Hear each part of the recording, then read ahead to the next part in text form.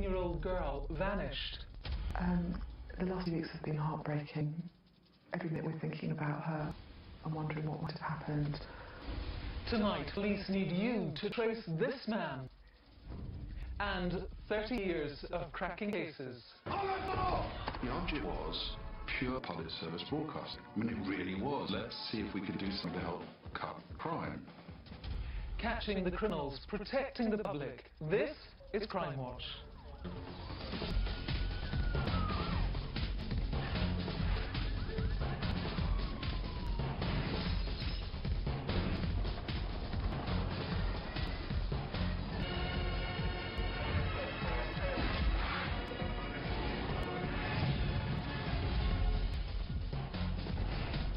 Hello and welcome to Crimewatch. We are live for the next hour with the latest crime investigations, news and appeals. There are dozens of detectives in the studio from across the country, all counting on you to help solve their cases. Including an incredibly violent raid on a family home in Sept. There's three young, fit blokes. All they had to say was don't move. Yeah, if you do move, we will hit you. But they never gave us the option. And I'll have my latest collection of faces, including this man, who's wanted in connection with an incident in which a stolen BMW was deliberately driven at a man outside a Bournemouth nightclub.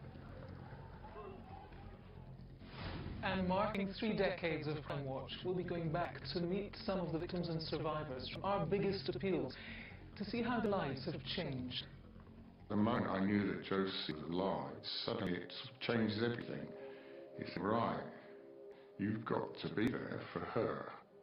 I haven't forgotten about the past. I know how life used to be, but yeah, I have to think positive and don't dwell about it. Now, motorsport is hugely popular across the country, but if you aren't a fan, you might not realise that many race meets are more like mini festivals, really, with music, fun fairs and overnight camping. The vast majority of people have a great time, of course, but tonight we need your help to catch not one, but 2 rapists who attacked a young woman at an event this summer.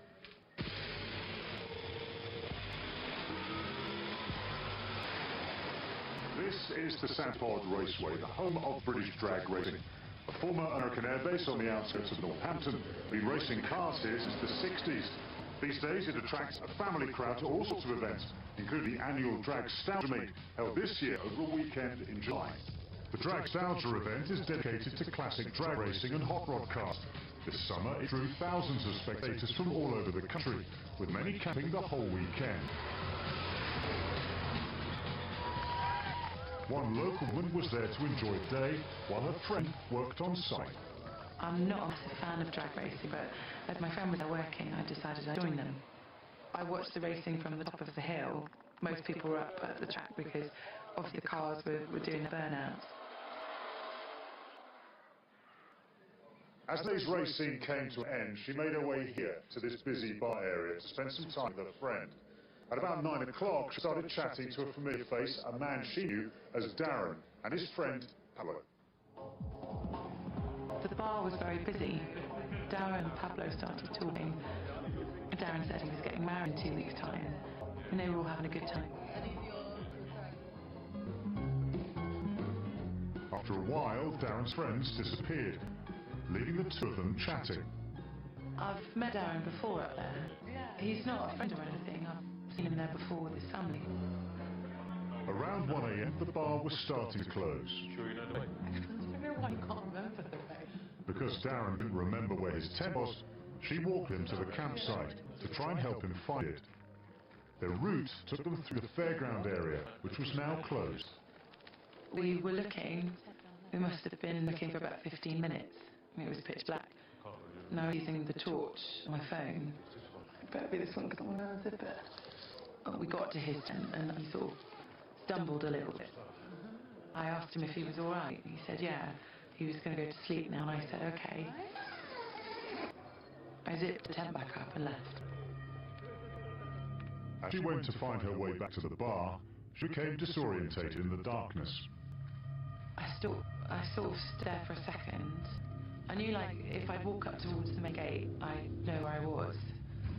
I would have been not even 2 minutes away.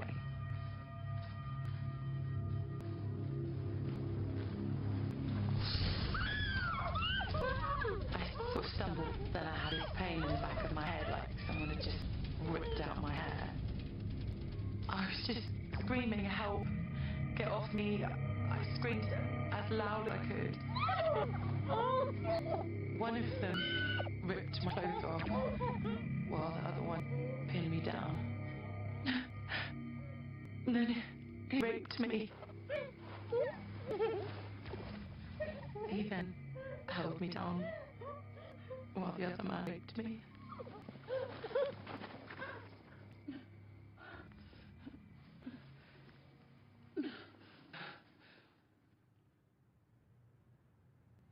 So, Jerry, this is the field where the attack took place. This field was actually full of tents on the day in question. It was heaving, they were packed in quite tight. There was caravans, camper vans. There was 4,000 race fans here. So, the victim, making her way through this field, she may not have felt threatened, just felt, okay, she was a bit lost. What route would she have taken? She would have felt very safe. You don't have to go too far for her to be in an area where it would have been completely pitch black. No, she started coming down from over there and wandered through the middle of the field, coming down and round, and we believed Darren's tent was somewhere in this area over here. She then lost bearings a little bit and was making her way back to the main bar area up there where she had come from. Because of the noise, because of all the comings and goings, people wouldn't have realised possibly that the noises they may have heard were the noise of an attack. Well, witnesses already told us that there were a lot of people that night. It was a warm night. People were out sitting around fires, sitting around barbecues, generally enjoying themselves, but there was a reasonable amount of noise. So a scream may not have been heard and may have filtered into the background of all the other noise that was being made that evening. I don't leave my house by myself. I get, like, really bad night terrors, and my partner has to wake me up every night just to make me realise that I am at home and I am safe. You shouldn't have to hide away. If they were caught, I feel safe. I'd be able to leave my house without anyone holding my hand. If they were caught, well, let's try and catch them tonight. Detective Inspector Jay Waite from Bedfordshire Police is here with us in the studio. I think it's very important to just let viewers at home know that this young fellow, Darren, that was helped back to his tent, and his friends are considered vital witnesses and not suspects here. They certainly are. Darren and his group are vital witnesses to the investigation. The group were out on Darren's stag night. He was getting married a fortnight later. He's a man with 16 digits in his surname, so he's quite unique. And his friend Pablo is a unique name as well, but they are vital witnesses who we really need to trace. There were loads of other people there, of course, and presumably you want to hear from them tonight. We do. There's several thousand people there. They may have heard or seen something. They may not even realise what they're looking at, but they could be vital witnesses to us. OK, Jerry, let's just focus in now on what we know. Let's take a look at locale and the particular areas you're interested in. Yeah, Santipod is on the Bedfordshire-Northamptonshire border, and obviously is a big racing venue. The victim walked through the fair from the bar area into a field. Now, we need to trace exactly where in that field Darren's tent was, because that'll help us locate where the scene of this crime was. You're looking for a particular car as well. Tell us a bit about that. We certainly are. We're looking for a 1 Series black BMW with purple wheels. It's quite a unique vehicle, but it was on the site from 8 o'clock, from 6 o'clock on Saturday night, and it left at 8:30 on Sunday morning. Even that vehicle are vital to our inquiries, and we'd like them to come forward as well. You found leggings, an important piece of evidence. We did. We found the victim's leggings in a black bin bag that was in a skip.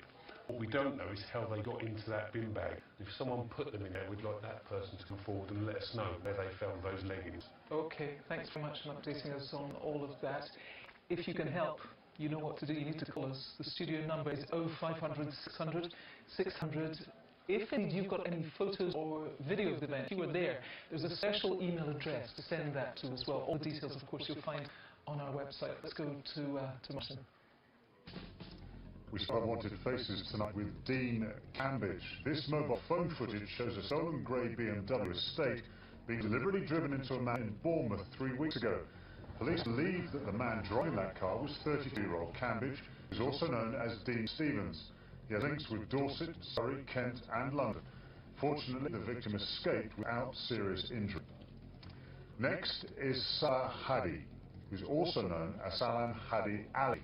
Officers want to speak to him in connection with the attempted murder of a man during which the victim was slashed across his face and neck. 35-year-old Hadi, who's Kurdish, has links to Norwich, Ipswich and the West Midlands. He's considered to be dangerous, so if you see him, don't approach him, just call 999 immediately. Number 3 is Adam Lawrence. The 42-year-old is wanted on a recall to prison after breaching terms of his licence. He was originally sentenced to 12 years for armed robbery.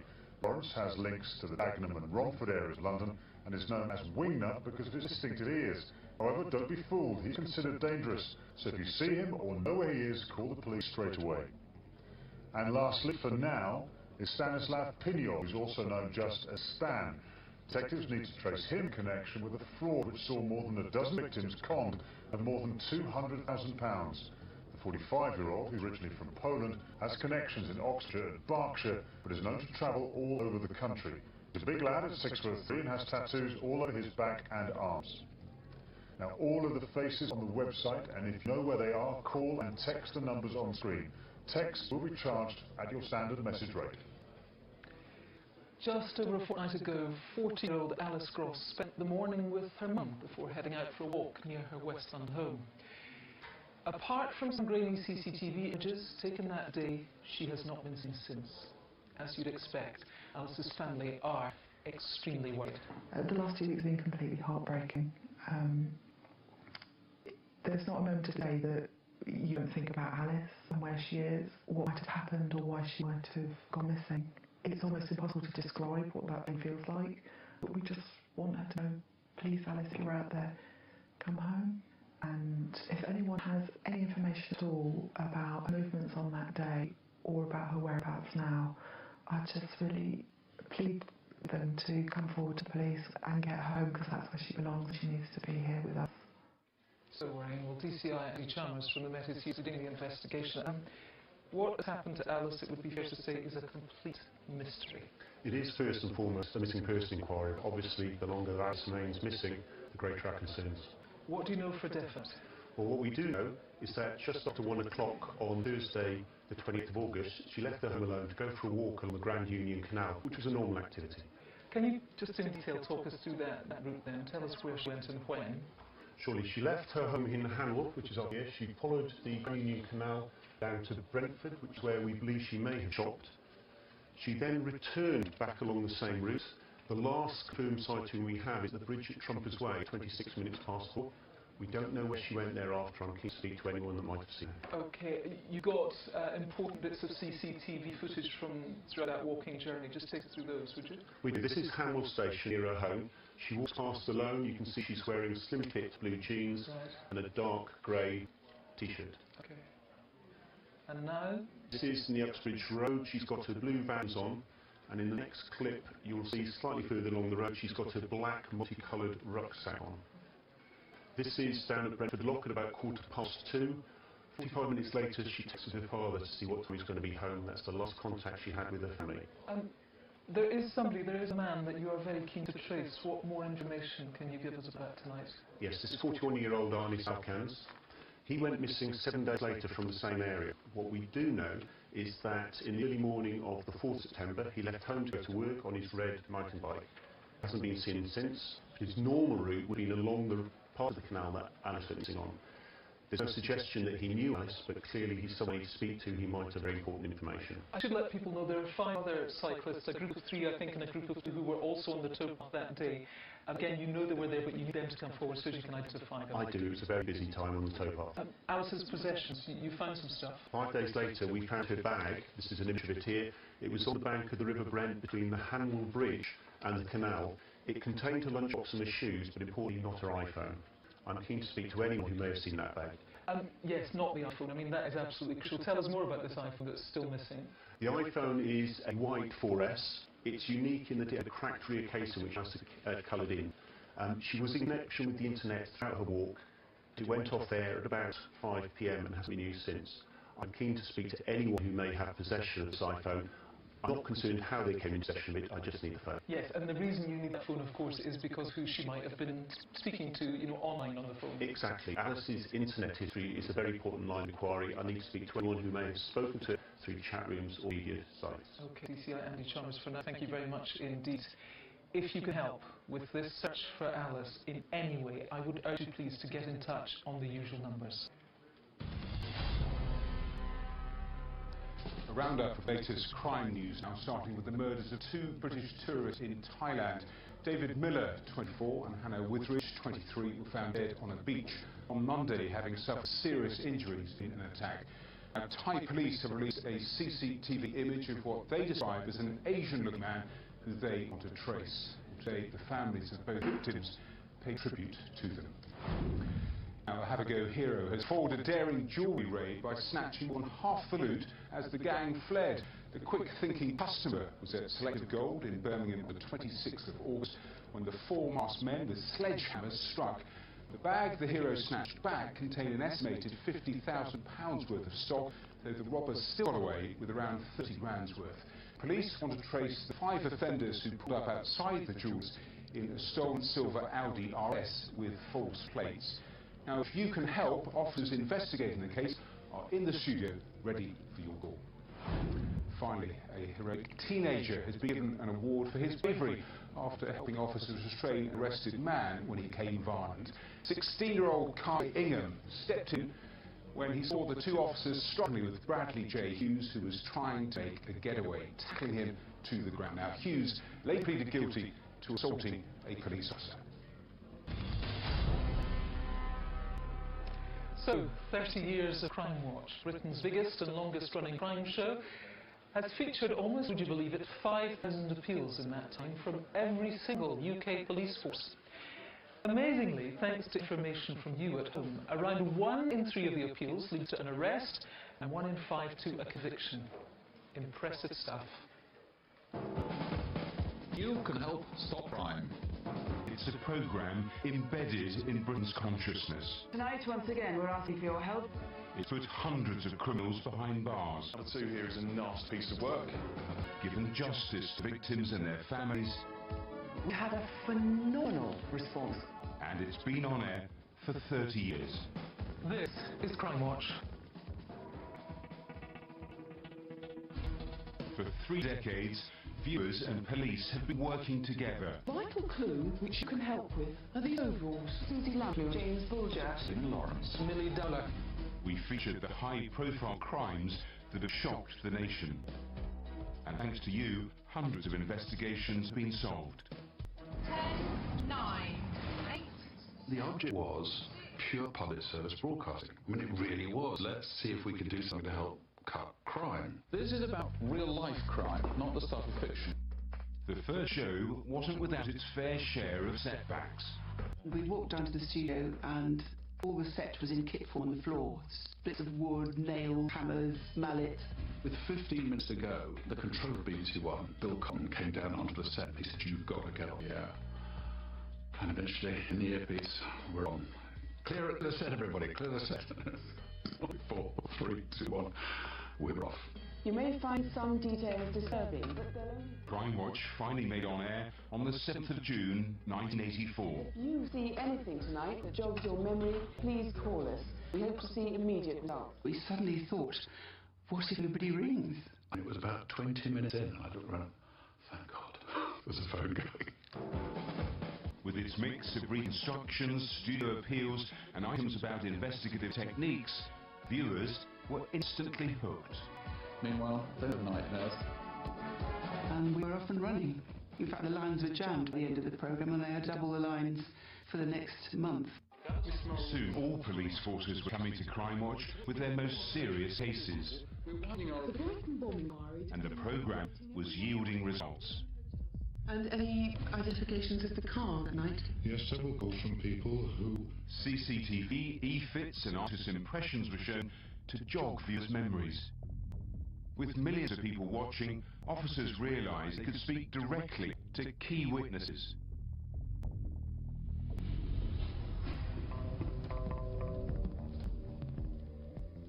An early early success was the conviction of the man who murdered Julie Dart and kidnapped Stephanie Slater. Crimewatch called on the public to help piece a number of clues together. This time, police had more than artist's impressions to go on. His ransom demand had been recorded. For the first time, you can now hear what he sounds like. Have you got them on there? Police, please. Never mind, we've got them on there. Investigators in the studio were given a name. Michael Sams is in jail tonight, starting 4 life sentences for murdering the Leeds teenager Julie Dart and kidnapping Stephanie Slater. By now, the programme was a recognised tool in solving crime. Presenters changed and the style of the show evolved, but the core values remained the same. Good evening. Tonight, we have Josie Russell's story. Go back 20 years to a murder case. 9 arrests since last month, all as a direct result of viewers' calls. Jill Dando joined in 1995 and over the next 4 years was a much-loved member of the team.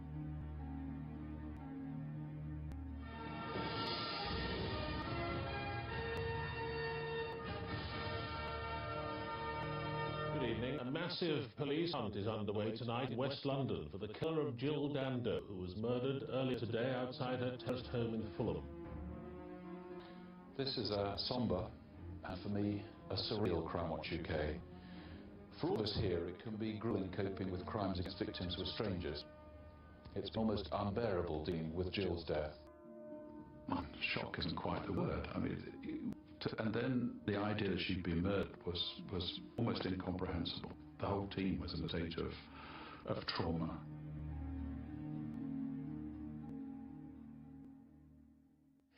We didn't dare, but we've had a phenomenal response on the Sarah Payne case, something like 200 calls.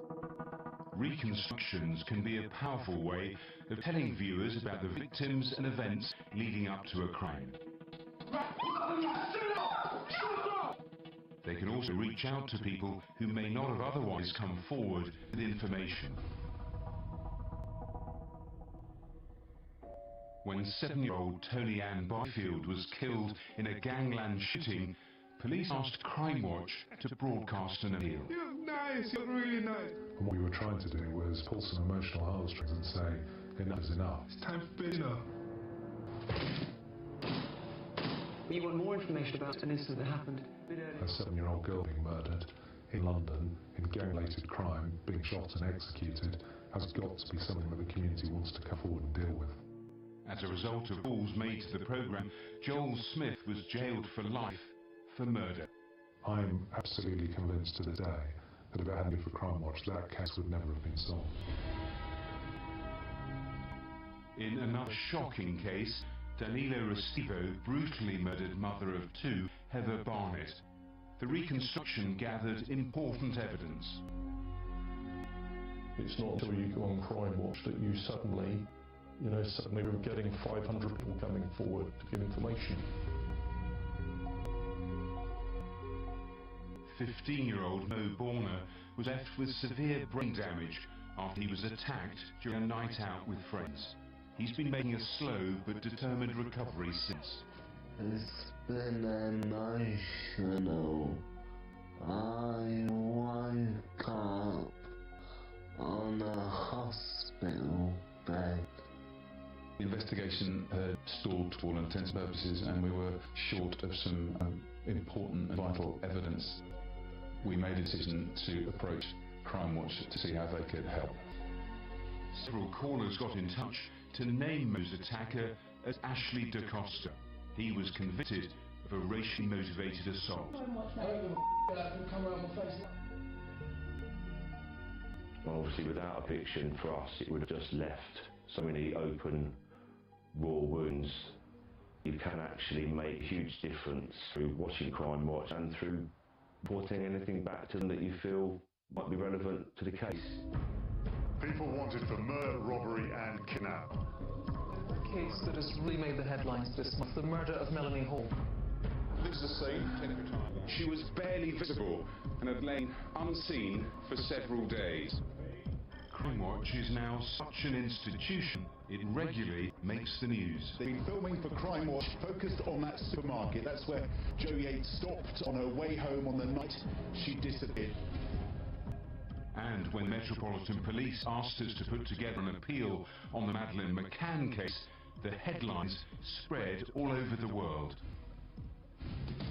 They'll be asking the British public for help tomorrow night. Here on BBC Crime. You're on Britain's version of America's Most Wanted, BBC Crimewatch reconstruction of This case has, over the years since Madeleine disappeared, has been the subject of intense media coverage. And some of that coverage has not been factually accurate.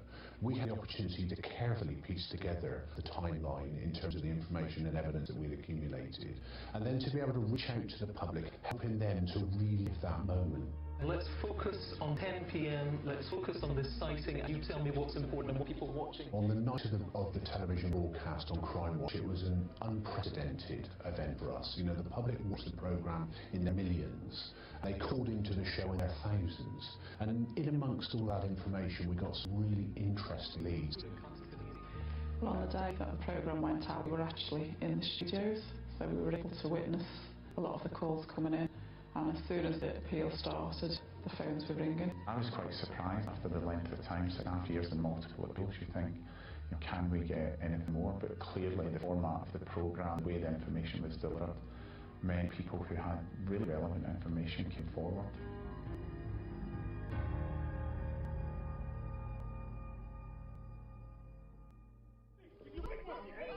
After 30 years and 320 programmes, Crimewatch has featured more than 4,500 cases.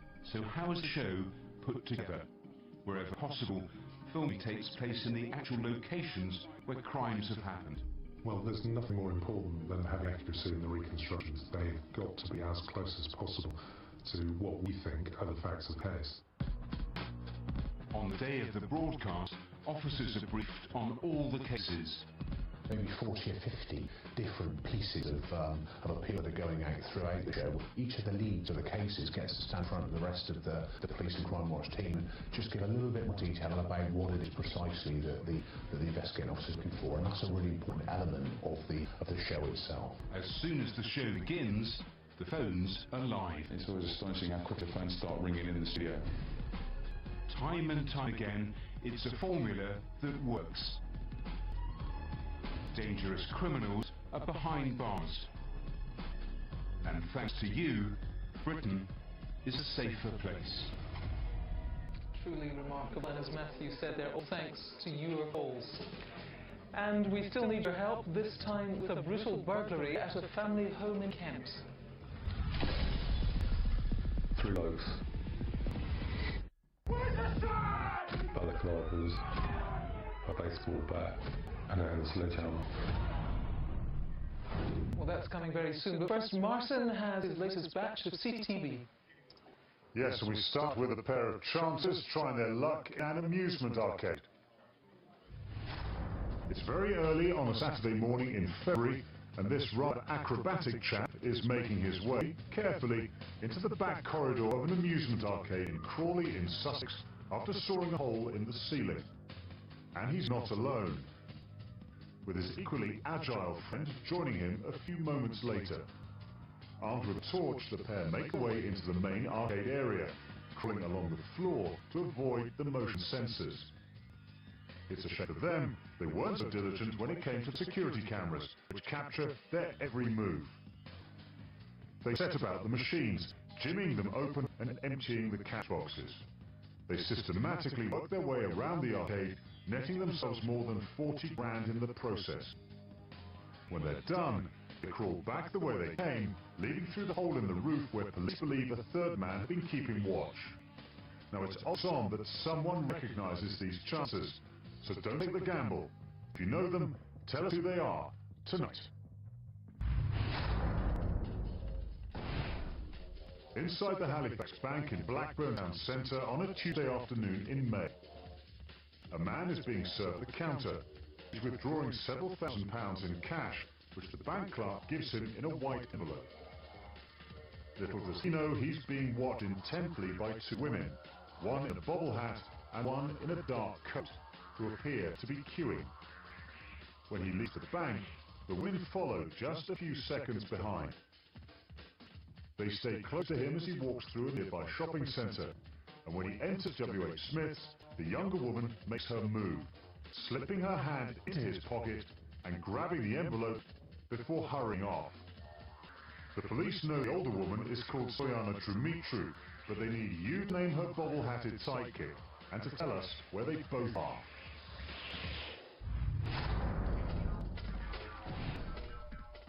A man wearing pale trousers and a leather jacket walks into the O2 shop in High Road, North London on a Friday morning in March, shortly followed by a guy in ripped blue jeans. The pair walk over to the display and start to fiddle with the handsets. They seem to be under the impression that this is a takeaway. Watch as one of them prizes a phone off its stand. He then joins his mate and together they take another one. The guy in the blue jeans casually slipping it into his pocket before they leave. That day they took 3 handsets worth £1,300 and police are linking them to at least 17 other jobs. Give us a call, name these sneaky phone thieves tonight. If you need another look, all the CCTV is on the website. Call and text the numbers on screen if you can help. Calls are free from most landlines. Some networks, mobile operators will charge. Now just take a look at these photographs here. They're not easy to look at. They show the horrific injuries inflicted on a husband and wife by a gang who raided their home late one night. Without warning, the thugs battered the couple using baseball bats and hammers. This dangerous gang needs to be caught tonight before they kill someone. I can still picture them hitting my husband. All they had to say was don't move, but they didn't go to the option. Those 10, 15 minutes changed our life forever.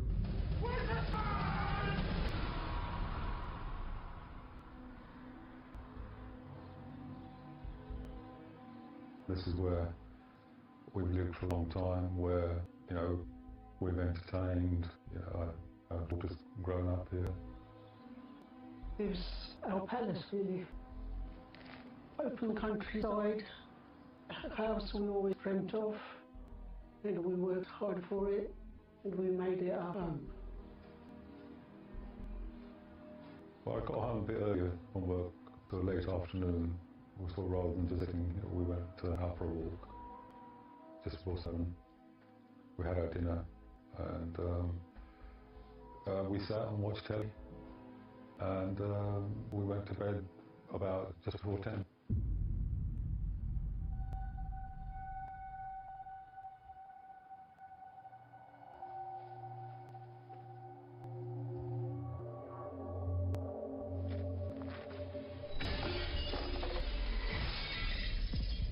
Crash, and I thought it was a car's accident outside. Within a second, I heard the voices, the people walking around. In about 30 seconds, and they were upstairs. First night, I remember it's been stuck across the place. 3 blokes, balaclavas, a baseball bat, and I had a sledgehammer. They didn't demand anything at first, they hit us. The teeth fell out and the jaw was broken. I freaked out if I was going to lose my husband. Other than that, my mind was numb. There was one chap who was the leader, if you like, and he was the one that did most of the physical damage to myself and my wife. One guy was going through the cupboards. I could see from the corner of my eye. And the other one was asking me his gold, money, so. And he said repeatedly 2 or 3 times. And before I could answer him, I found the safe.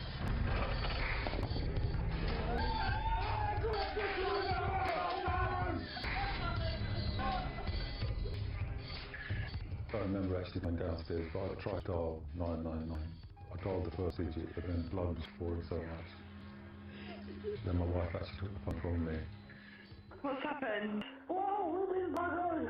Sorry? They're coming! They'll hit us!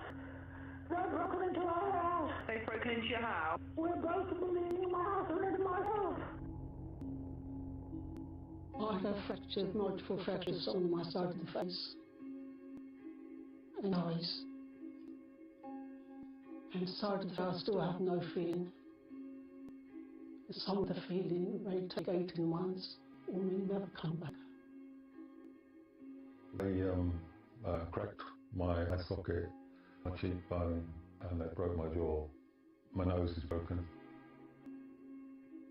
This eye is not reacting as plastic as it should be, so I can't read properly. There's 3 young, fit blokes. I mean, what am I going to do in terms of threatening them? And all they had to say was, don't move. You know, if you do move, we will hit you. But they never gave us the option. There was no need for it. If they'd asked me, I'll probably hand it over to them. You can't put a price on a life.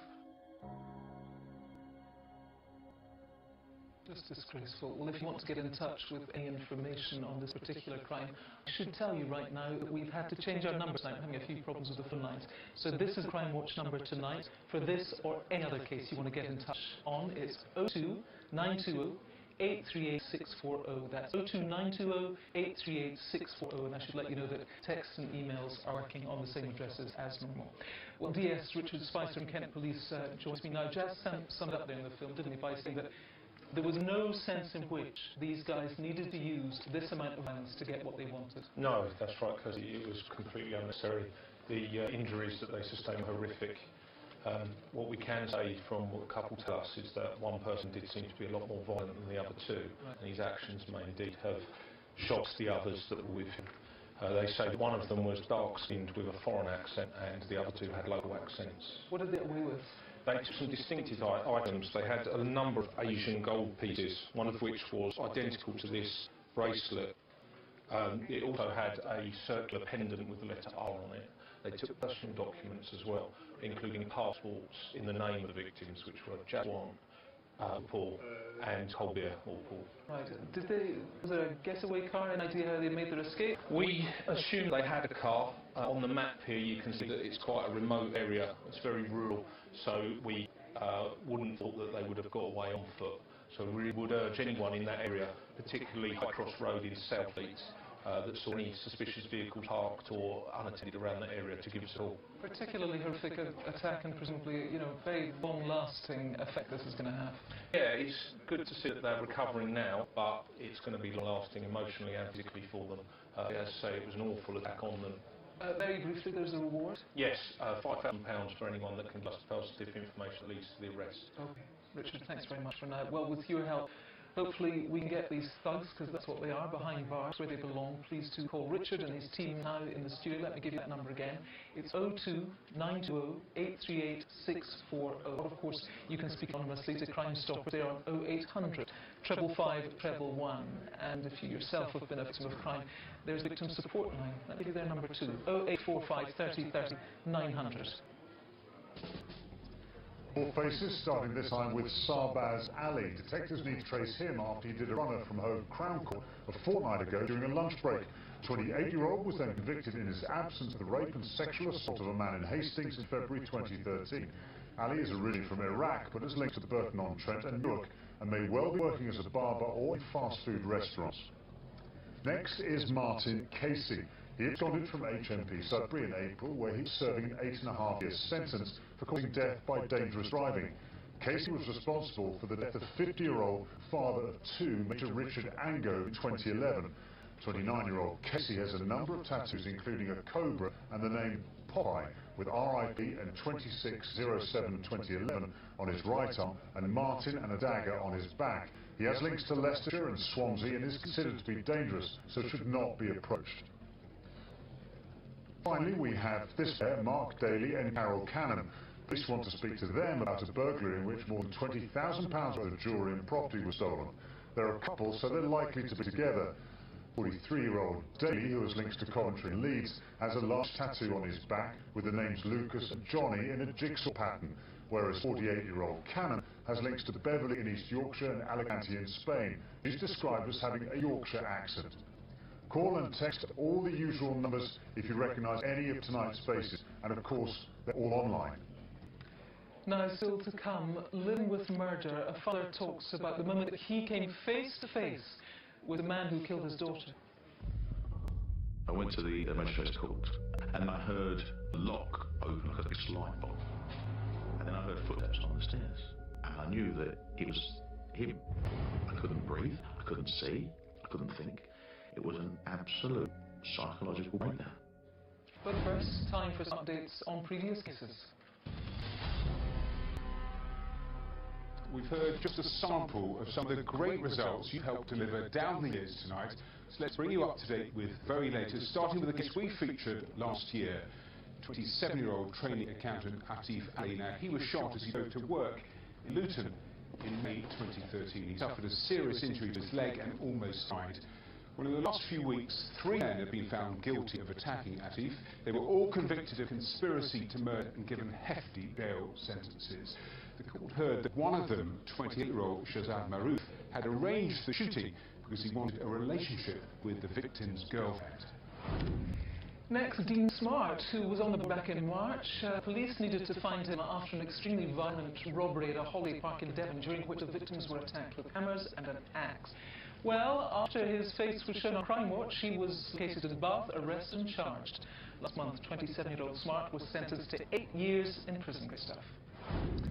Finally, we have Howard Blackman. There he is. He was wanted for a variety of offences, including drug dealing, money laundering, and he'd been on the run for 8 months. Well, after our appeal, detectives received a tip-off and he was found in Southwark in London. Last month, he was sentenced to 5 years and 3 months in prison. He'll be deported when he served that sentence. Fantastic, and yet more evidence of what a difference your calls really do make. Now, we often get phone thieves caught on CCTV, but this first pair have taken things to the extreme by nicking mobiles worth almost £200,000.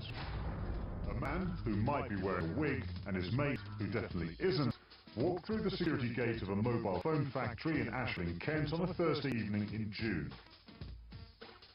The white jackets the pair are wearing are very similar to the uniform worn by the factory workers, enabling them to walk around unchallenged. They make their way onto the factory floor before entering the manager's office. While inside, they fill up 2 holdalls full of the latest models of mobile phones. They casually stroll off with their loot before leaving via a fire escape. They nick phones worth up to £200,000. Pick up yours and tell us who they are tonight.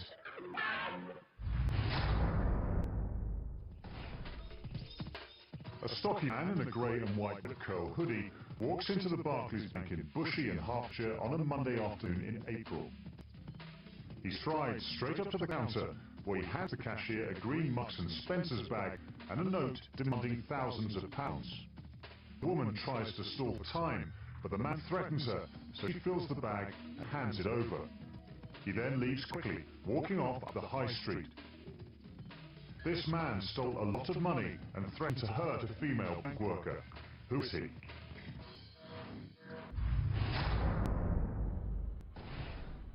This is the backyard of the Grandstand restaurant near Newton Abbot Racecourse early on a Monday morning in May. Now, it was a bank holiday, but as they say, it seems there's no rest for the wicked. As a man wearing a dark hoodie, gloves and a clown mask climbs over the wall and into the courtyard. He finds an open door and makes his way inside. He has a wander around where he comes across 2 female members of staff who were preparing for breakfast. He marches them towards the manager's office, waving a large knife around as he does. He demands they open it, but the women explain they don't have the keys. The knife man then orders them back to the restaurant area, where one of the women is able to run off to raise the alarm. The thwarted thief is then forced to leave with nothing. Now, he might think he's a bit of a joker, but we need you to name this sinister clown tonight. If you can name anyone featured in tonight's CCTV, let me give you that different number again. It's 02920 838 640. And of course, all the information is on the website. Over the past 30 years, Crimewatch has featured 758 murders. It is, of course, the most devastating crimes, but somehow throughout the years, families and friends have found the strength to talk to us about their grief and to appeal to help catch the killers. We usually speak to them in the immediate aftermath of their loss, but I wonder, have you ever wondered what happens next? How they survive the years and decades that follow once our cameras have moved on?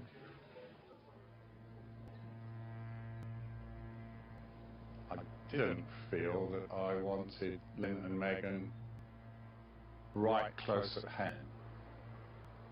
This beautiful spot is about 10 miles from where we live, so I don't have to be reminded constantly, but their memory intrudes. Every day something will, bring them back to you. Your wife and children are cut down in a corn for your...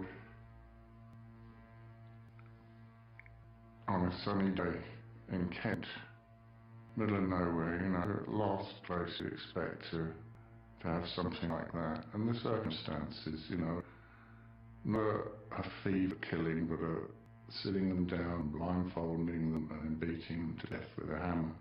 It's just incomprehensible.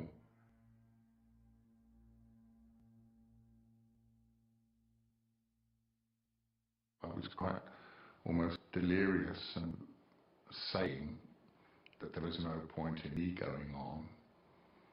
There's nothing left in my life. There must be a quick and easy way out. But the moment I knew that Josie was alive, suddenly it changes everything. You think, right, you've got to be there for her. Sean's eldest daughter Josie had also been attacked, along with her little sister. Josie had severe head injuries, but miraculously, she survived. I used to get people saying, "You're so brave, Josie," and in the newspaper said that, but I don't really understand why they say that, because I haven't done anything really that brave. I've just got better. Josie is now 27 and is building a career as a textile artist. I like people to say to me that "Oh, you're the famous artist, aren't you, Josie?" And I like that. I'm not a famous artist, I'm just an artist making my ways in life as well. But yeah, I definitely like people saying that now, and not saying that, "Oh, I'm your little girl from the newspapers." I don't like that anymore. If I say that I'm thinking of the future all the time and think positive, it doesn't mean that I haven't forgotten about the past. I do think about it, and I think of the happy memories and things, but yeah, I don't like thinking about it too much or anything. Some newspapers said that I'd forgotten stuff about the past or something, but I hadn't. Maybe I told them that, but I haven't at all or anything. So I know about how life used to be, but yeah, I have to think positive and don't dwell about it. Very good. She doesn't come across as a victim, but I don't like people to think that she's come out of it unscathed. You have to remember the toll that it took on her life and what might have happened otherwise. Michael Stone was convicted of murdering Lynn and Megan Russell and the attempted murder of Josie. He's serving 3 life sentences. I'm sure that I would be just as upset if I'd lost my family in a plane crash, but somehow I constantly think it needn't have happened. Someone has done this out of evil, out of total lack of empathy with a fellow human being. You're left grasping for something that's just not there, and you're never gonna find it really. Why did this happen?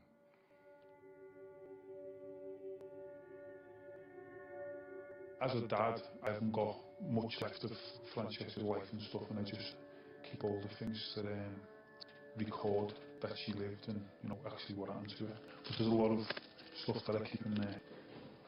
It's very difficult for me to read them, but keep them there as an archive, and it'll probably always stay as an archive.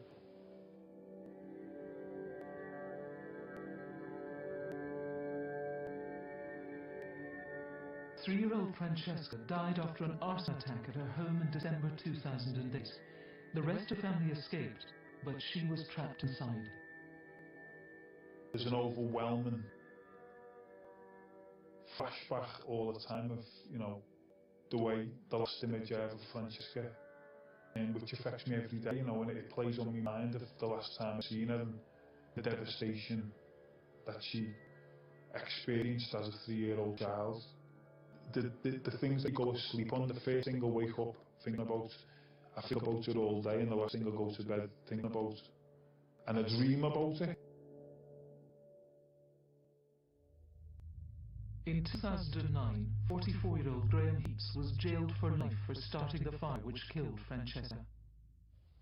If you come into this space, we have Francesca's Star Zone, which is a creche and soft play area, and where children come. Kieran has dedicated himself to the Francesca Bimson Foundation set up in his daughter's memory to provide support for other families affected by serious crime. You choose to live on. Everyone can give up. It's quite easy to just lose faith in humanity, and I did do that for a certain extent of time, but then you wake up and you say, what about my children that survived? And you owe it to your loved ones to live on. I've chose to keep my daughter alive through what I put in place. It's very poignant to be surrounded by the image of your daughter, but it's very comforting to know she's all around. So it's like an emotional blanket to surround yourself. And sometimes people might think it's suffocating, I think it's comforting. This is my daughter's playroom. As you can see, she's not short of a thing or two.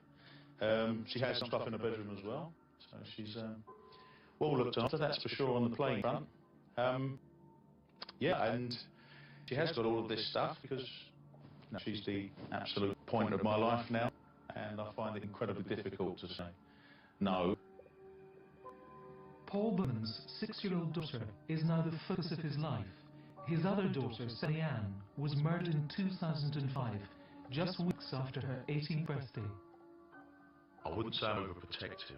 I try and be as normal as possible. It's difficult because I do have an awful thing in the back of my head that, you know, my daughter will not get to adulthood as Sally did.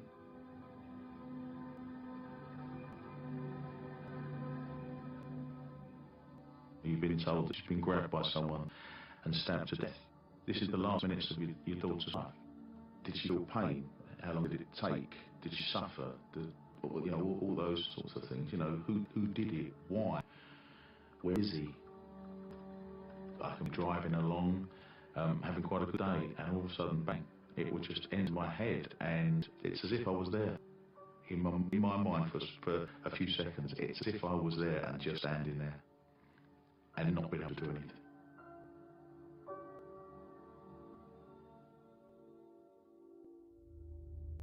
In 2008, 37-year-old Mark Dixie was found guilty of Sally Ann's murder and jailed for a minimum of 34 years.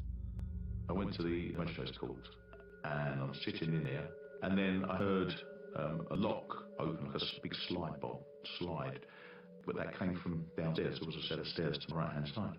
And then I heard footsteps on the stairs, and I knew that it was him coming up the stairs. And at any minute we would actually be in the same room. And I never felt anything like it in my life. It was ridiculous. I couldn't breathe, I couldn't see, I couldn't think. I didn't know who I was, I didn't know where I was, didn't know what I was doing. It was an absolute psychological breakdown.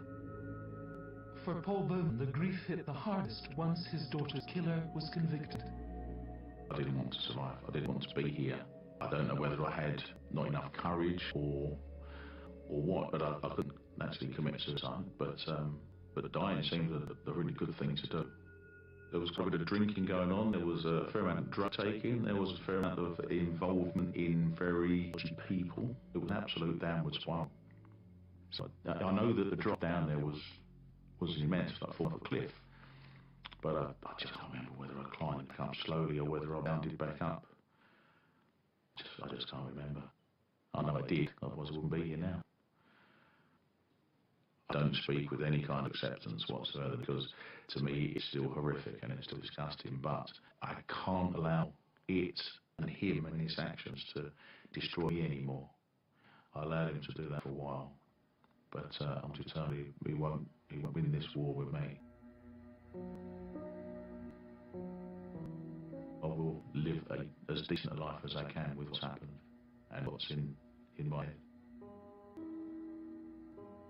Life doesn't end when we lose our loved ones. It should continue in honour of our loved ones. I just want to let people know how I am now and how normal I am, and that my life is okay and happy. She definitely doesn't ever look back or want to talk about it or think about it. She just wants to get on with life and enjoy herself. So, yeah, I think we can all learn from that.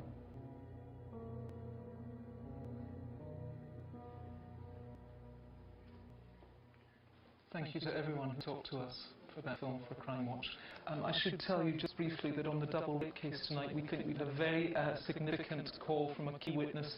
We believe that Darren has called in. In fact, he is talking right now to one of our senior investigating officers. Apologies again for the problems with the phone lines. Please do call the new number. It's 02920 838 640. If you can help them, please do call in. From everyone on Crimewatch, your calls make a difference. We'll see you again next month. For now, bye.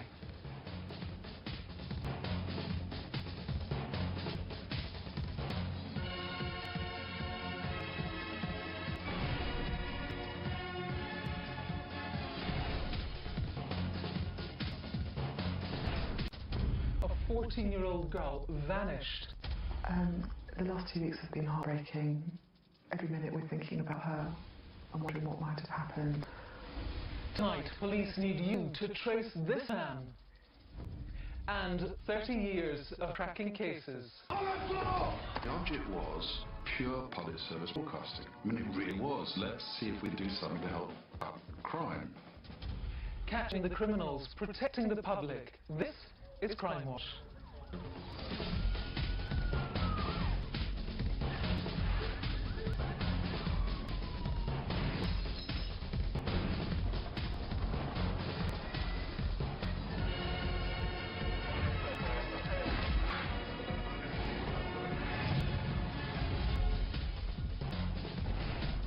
Hello and welcome to Crimewatch. We are live for the next hour with the latest crime investigation, news and appeals.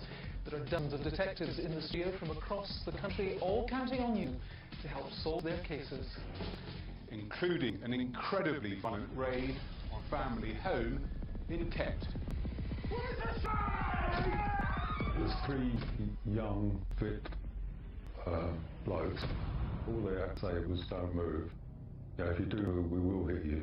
But they never gave us the option. And I'll have my latest collection of faces, including this man, who's wanted in connection with an incident in which a stolen BMW was deliberately driven at a man outside a Bournemouth nightclub. And marking 3 decades of Crimewatch, we're going back to meet some of the victims and survivors from our biggest appeals, see how their lives have changed. The moment I knew that Josie was alive, suddenly it changes everything.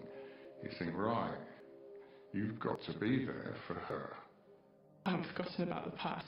I know how life used to be, but yeah, I have to think positive and don't dwell about it.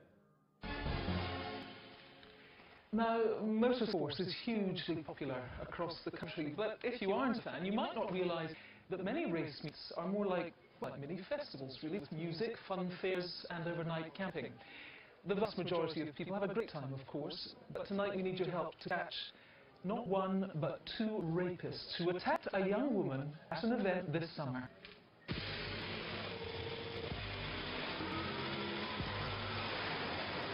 This is the Sept Raceway, the home of British drag racing. Former American airbase on the outskirts of Northampton. They've been racing cars here since the 60s. These days it attracts a family crowd to all sorts of events, including the annual Dragstalgia Meet, held this year over a weekend in July. The Dragstalgia event is dedicated to classic drag racing and hot rod cars. This summer it drew thousands of spectators from all over the country, with many camping the whole weekend.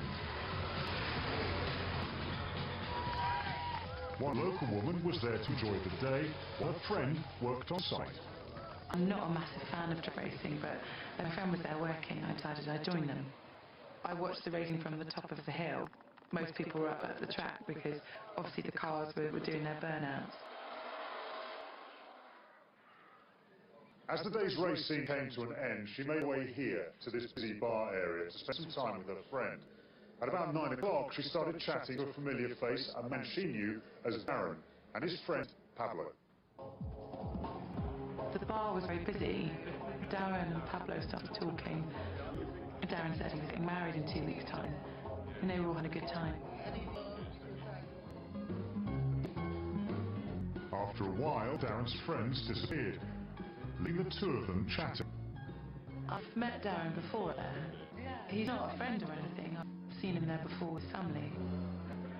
Around 1 a.m, the bar was starting to close. I don't know why you can't remember the way. Because Darren couldn't remember where his tent was, she walked with him to the campsite to try and help him find it. Their route took them through the fairground area, which was now closed. We were looking. We must have been looking for about 15 minutes. It was pitch black. And I was using the torch on my phone. Better be this one because I want to unzip it. We got to his tent and he sort of stumbled a little bit. I asked him if he was all right. He said, yeah. He was going to go to sleep now, and I said, okay. I zipped the tent back up, left. As she went to find her way back to the bar, she became disorientated in the darkness. I sort of stood there for a second. I knew, like, if I'd walk up towards the main gate, I'd know where I was. I would have been not even 2 minutes away.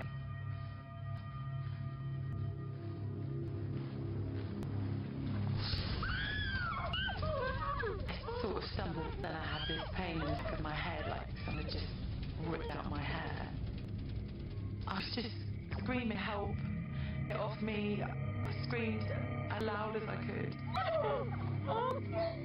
One of them ripped my clothes off, while the other one pinned down.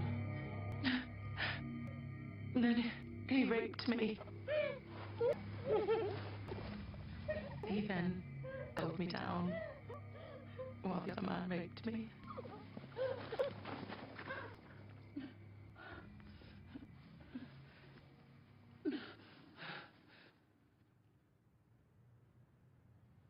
Jerry, this is the field where the attack took place. This field was actually full of tents on the day in question. It was heaving, they were packed quite tight, there was caravans, camper vans, there was 4,000 race bands here. So for the victim, making her way through this field, she may not have felt threatened, just felt, okay, she was a bit lost, but what route would she have taken? And she would have felt fairly safe.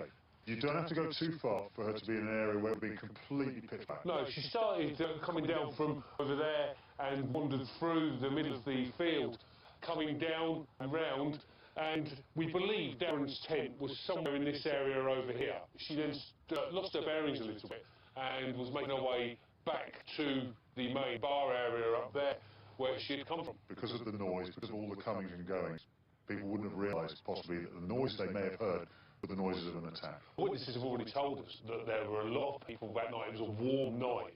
People were out sitting around fires, sitting around barbecues, generally enjoying themselves, but there was a reasonable amount of noise. So a scream may not have been heard, may just have filtered into the background of all the other noise that was being made that evening. I don't leave my house by myself. I get, like, really bad night terrors, and my partner has to wake me up every night just to make me realise that I am at home and I am safe. I shouldn't have to hide away. If they were caught, I'd feel safe. I'd be able to leave my house without anyone holding my hand. If they were caught, well, let's try and catch them tonight. Detective Inspector Jerry Waite from Bedfordshire Police is here with us in the studio. I think it's very important to just let viewers at home know that this young fellow, Darren, that was got back to his tent, and his friends are considered vital witnesses and not suspects here. They certainly are. Darren and his group are vital witnesses to the investigation. The group were out on Darren's stag night. He was getting married a fortnight later. He's a man with 16 digits in his surname, so he's quite unique. And his friend Pablo is a unique name as well, but they are vital witnesses we really need to trace. There were loads of other people there, of course, and presumably you want to hear from them tonight. We do. There were several thousand people there. They may have heard or seen something. They may not even realise what they were looking looking at, but they could be vital witnesses to us. Okay, Joe, let's just focus in now on what we know. Let's take a look at the locale and the particular areas you're interested in. Yeah, Centrepod is on the Bedfordshire-Northamptonshire border, and it obviously is a big racing venue. The victim walked through the fair from the bar area into a field. Now, we need to trace exactly where in that field Darren's tent was, because that'll help us locate where the scene of this crime was. You're looking for a particular car as well. Tell us a bit about that. We certainly are. We're looking for a 1 Series black BMW with purple wheels. It's quite a unique vehicle, but it was on the site from 8 o'clock, from 6 o'clock on Saturday night, and it left at 8:30 on Sunday morning. People in that vehicle are vital to our inquiries, and we'd like them to come forward as well. You found the leggings, an important piece of evidence. We did. We found the victim's leggings in a black bin bag that was in a skip. What we don't know is how they got into that bin bag. If someone put them in there, we'd like that person to come forward and let us know where they found those leggings. Okay, thanks very much and update us on all of that. If you can help, you know what to do. You need to call us. The studio number is 0500 600 600. If indeed you've got any photos or video of the event, if you were there, there's a special email address to send that to as well. All the details, of course, you find on our website. Let's go to Martin. We start our Wanted Faces tonight with Dean Cambridge. This mobile phone footage shows a stolen grey BMW estate being deliberately driven to a man in Bournemouth 3 weeks ago. Police believe that the man driving that car was 32-year-old Cambridge, who's also known as Dean Stevens. He has links with Dorset, Surrey, Kent and London. Fortunately, the victim escaped without serious injury. Next is Salah Hadi, who's also known as Salam Hadi Ali. Officers want to speak to him in connection with the attempted murder of a man during which the victim was slashed across his face and neck. 35-year-old Hadi, who's Kurdish, has links to Norwich, Ipswich and the West Midlands. He's considered to be dangerous, so if you see him, don't approach him, just call 999 immediately. Number 3 is Adam Lawrence. The 42-year-old is wanted on a recall to prison after breaching the terms of his licence. He was originally sentenced to 12 years for armed robbery. Lawrence has links to the Dagenham and Romford areas of London and is known as Wingnut because of his distinctive ears. However, don't be fooled, he's considered dangerous, so if you see him or know where he is, call the police straight away. And lastly, for now, is Stanislav Pignor, who's also known just as Stan. Detectives need to trace him in connection with a fraud which saw more than a dozen victims conned out of more than £200,000. The 45-year-old, who's originally from Poland, has connections in Oxfordshire and Berkshire, but is known to travel all over the country. He's a big lad at 6'3" and has tattoos all over.